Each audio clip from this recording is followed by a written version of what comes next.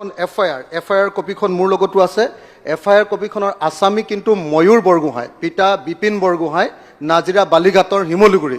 তেখেত হ'ল শিৱসাগৰ আপোনাৰ বিজেপি দলৰ সভাপতি আৰু আমাৰ বিৰোধী পক্ষৰ নেতা, তেখেতৰ বিৰুদ্ধে যোৱাবাৰ কণ্টেষ্ট কৰা মানুহজন। সেই মানুহজনে এই আপোনাৰ ময়ূৰ বৰগোহাঁই নামৰ মানুহজনে ৰাতি 10:30 বজাত তেওঁ নিজে কাম কৰিবলৈ লৈ যোৱা, তেওঁ নিজে কাম কৰিবলৈ লৈ যোৱা 13 গৰাকী শ্ৰমিকক লেঙিবৰ জিপিৰ এটা স্কিল ডেভেলপমেণ্টৰ 10 কোটি টকাৰ এটা কাম CM ছিগনেচাৰ প্ৰজেক্টৰ কামত তেওঁ খটুৱাইছিলে। 15 লাখ টকা দিবলৈ বাকী আছিলে।